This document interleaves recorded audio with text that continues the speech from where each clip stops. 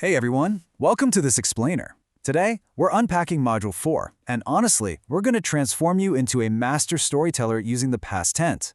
Let's make English grammar feel completely effortless. So, how do we talk about what happened before right now? It's a simple question, but everything we've ever experienced lives in the past. Whether you're recounting a grand adventure from 5 years ago or just telling a friend about your morning coffee, we absolutely need the right tools to share those memories. Think of time as this giant, sprawling landscape. A tense is basically just the map that helps us pinpoint exactly when an action occurred. It gives whoever's listening to you the precise coordinates of your story so they never ever get lost. Here's our roadmap for today. We'll start with understanding the past tense in general. Then we'll break it down into 4 specific tools: simple past, past continuous, past perfect, and finally, past perfect continuous, before wrapping up. All right, Section 1. Understanding the past tense. Actions before now.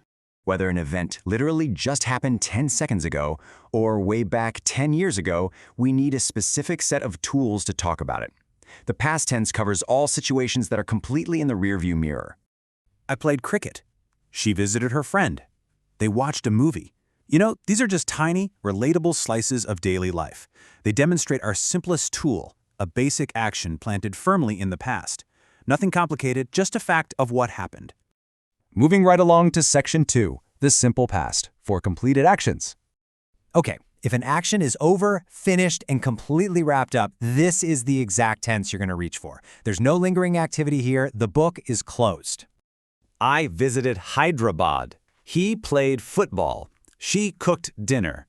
Noticed how every single one of these has a definitive end point? The dinner is cooked, the game is over.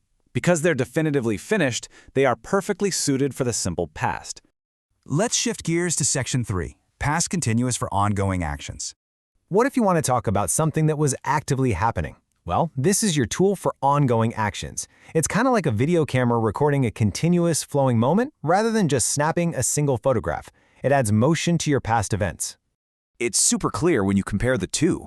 I visited Hyderabad is a sudden, finished event. But contrast that with I was studying. That is a continuous background action. She was watching TV. They were playing cricket.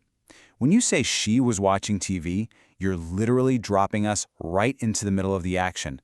We aren't just hearing a fact. We're suddenly right there in the living room with her. Next up, Section 4, past perfect for earlier actions.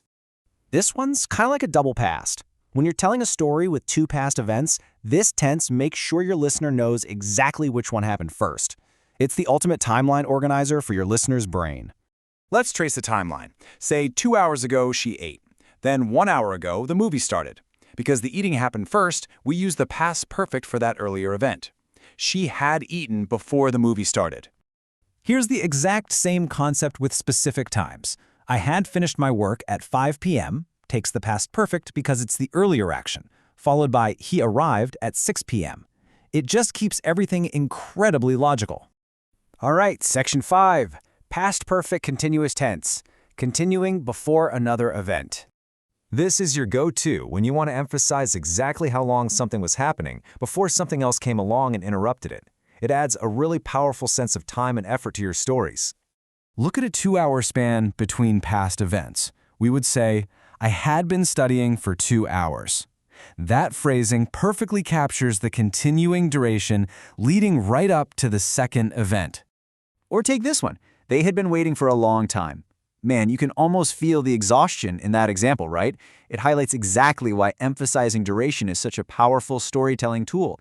It carries emotional weight. Finally, Section 6, mastering your past tenses and our module overview. Think of this breakdown as your ultimate cheat sheet. Simple past for completion, continuous for ongoing, perfect for earlier actions, and perfect continuous for duration before an event. It's incredibly straightforward when you look at it like this. This explainer has given you the foundational overview. You are now entirely ready to tackle the rest of the course material with total confidence. You know the tools and you know exactly how to use them.